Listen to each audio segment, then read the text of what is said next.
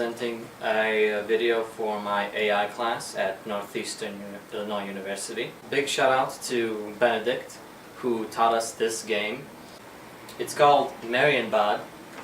I'm gonna go really quickly through the rules and a really easy couple of strategies which we based our artificial intelligence on.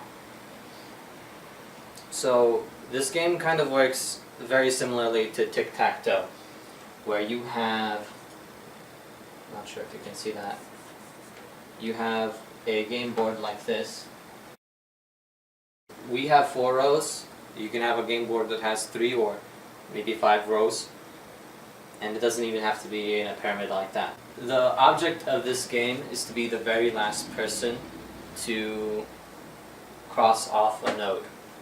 You have 2 players in this game.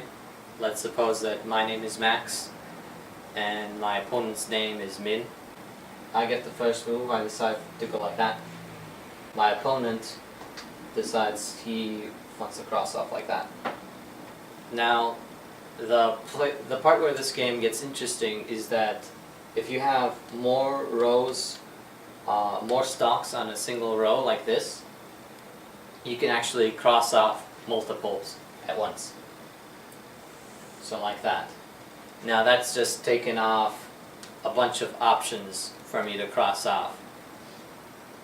So good play by my opponent there. If you go like this, you can't cross off multiple rows anymore. I can't go all the way across like that. That would be breaking the rules. So I've broken up what could be just one single move, or potentially even 8 or 9 moves, and just reduced it to 2. Now I'm forced to either cross off this one or that one.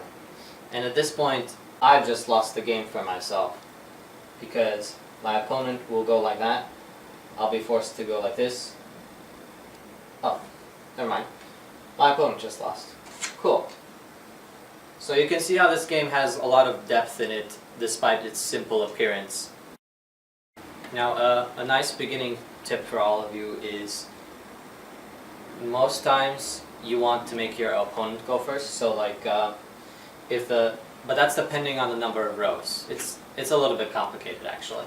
So if the number of rows is even, it's better for your opponent to go first. And if it's odd, if the total number of rows is odd, then it's better if you go first. And this gets a little bit complicated. I'll explain later. I'm going to start walking you through our heuristic, or our heuristic has 2 parts. There's an early game strategy and a late game strategy. The early game strategy is to get a board like this. So our board's going to have 1, 3, 5, and 7 stocks.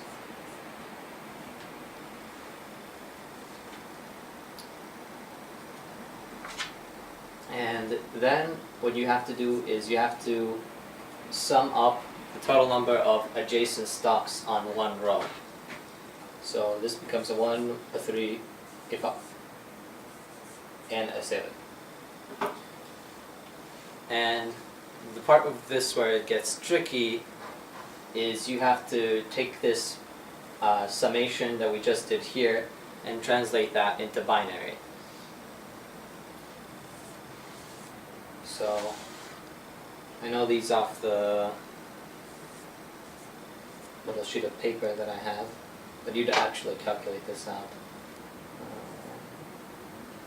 0, 1, 1, 1. Alright. So this is the binary translation of all the numbers that we have over here. And the important part is we have to sum up the columns right here. So this will become a 4, a 2, and another 2. Now why is this important? We found during our testing it's more favorable for the beginning player. This binary board adds up to even, and if you're the second player, and it adds up to odd, then you're more advantaged to win. So I'll decide to cross off all of these moves on the bottom to take away a bunch of the options from my opponent. Now I have to update my binary board. So these numbers all remain the same, but this one becomes a 0, and when we translate that into binary, 0, 0, 0. And just for added clarity,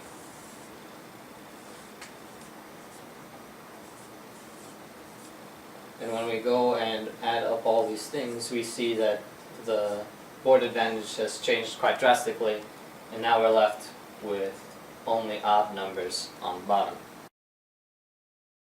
To line these numbers up precisely, or else your column count just won't work. But you also need to account for what happens if I go like that to our binary board. Well, these stocks aren't adjacent anymore, right? So we can't really do the summation in the same row. We have to change up our binary board a little bit. So in this new representation, I have a 1, a 3, and we sum up these two numbers. It's a 2 and a 1. And in our new representation goes 0, 0, 1, 0, 1, 1, and 0, 1, 0, 0, 0, 1. Just so you don't confuse those two. And when we do our column summation, we have a 3, a 2, and a 0. Alright, so just one more time. This column had to be split up into these two numbers, and when we do our column summation, we have to account for those newly created rows. Now, that's where the implementation gets a little bit trickier. We were luckily able to figure it out, and we assign, this isn't the best indicator of you're going to win the game. However, we've found over a couple of more simulations and trials like that it did have an effect. So we gave it a small boost in the heuristic if the AI could get a board like this that's all even and turn it into one that's all odd like that.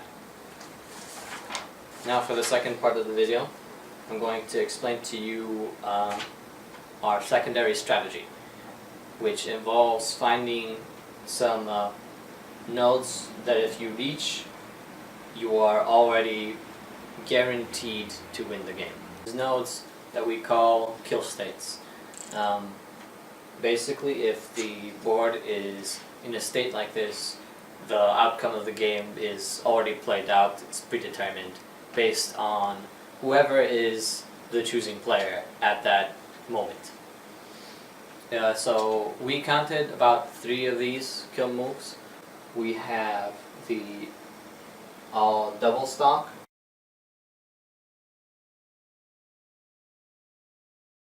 so this is our initial game state.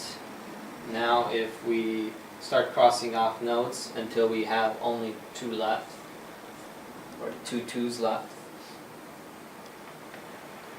In this situation, whoever is the player to choose the next move will be the loser. Let's say Max started, Max, Min, Max, Min. Now it's Max, my turn. Now I have a couple of options. I can either cross off these two, in which case my opponent will simply cross off one of these and I'll be left with the losing move. If I cross off one of these, my opponent can then cross off both of these 2 nodes, which leaves me with the only option to cross off that node. So in all 3 cases, I would lose. And the same would be if I for instance, tried to cross off one of or both of these nodes, I'd still end up losing. So this is one of the kill states. And we would incentivize these states with the same kind of score that we would incentivize the end state where there's only where it's the last person's turn to cross a node, right? Now if we have a what we call a multi and single stock scenario, where there's all single stocks and except for one row which has multiples. Now let's say max min, it's Max's turn. In this case we've determined that the choosing player is the winner. So for instance, I would cross off all of these bottom rows, and now the outcome is predetermined. Min has to cross off that one, I've got to cross off this one, and then they have to cross off the last one. The order could be different, but you understand. This situation, the multi and single stock, is also one of our kill nodes. And finally, we have the all single strokes, which is kind of similar to this one, but just so you get the idea. So let's say we have only single stocks remaining. In this situation, the chooser would also win. However, that there's a special little addendum to that. So I cross off this one. Min, max, min. Min is the loser. Now suppose that the number of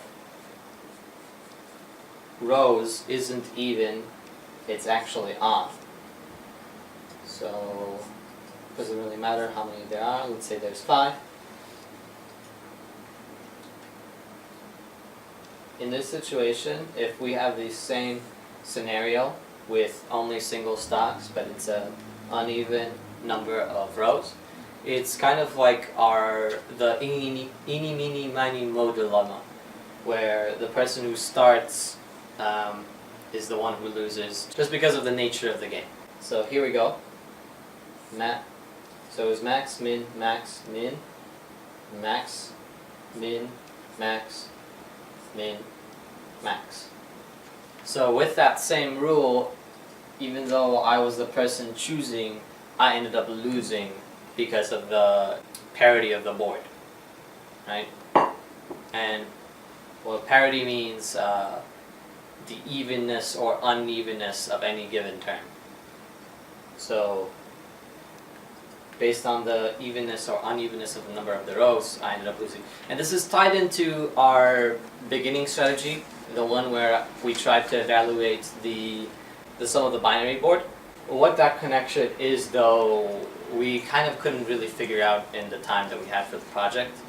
Now I'm going to show you our code implementation, as well as explain to you more of how our heuristic works and things of that nature.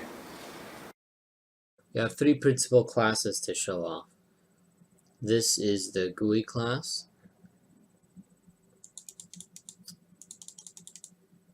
The red and green dials on the side control how many of these center stocks are represented. If we choose to initialize the game, we can make a selection of how many nodes I would like to cross off. Let's say I want to just cross off the single one. My AI calculates a move and then makes the appropriate solution. And I have just lost. The Nakado class. The Nakado contains our main method. It also contains one of the more central methods called apply AI. This is what waits on the player to make a move and then reacts appropriately. We have a node class which contains all the rest of our heuristics invoked here. The cross action being performed.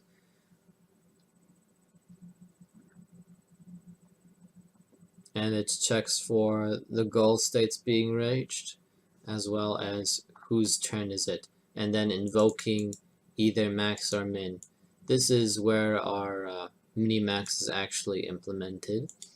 If we'll take a look at the max and min methods, here we see that we initialized them to negative and positive infinity respectively. We have an open list, and then we have our main method right here. Here we implement all those skill moves we were talking about earlier and giving the appropriate score for them. Here we see we're checking for the one multi and several single stocks. There's another one where we check for the double if we can find it. Here we do the binary conversion as I was showing you earlier for our early game strategy. And we need to also translate the adjacent columns into binary. This is achieved here and then put into a binary board. And we have to make sure that it aligns properly too. Counting the independent strokes helps us determine the two of the kill moves, the one multi-stroke and the all single strokes. And here we have our node class, and here we get the column count as I was showing you earlier. This method checks for the win condition of our game, whether the last person to cross off the game was max or min. These two methods are crucial for our AI to play the game cross simulation and for us to actually interact with our data across. Already existing is a method to check if we have already created a particular node, in which case we don't bother to recreate it. Thank you so much for watching. If you would like to play this game for yourself, I will have the GitHub link in the description of this video. And thank you so much for watching.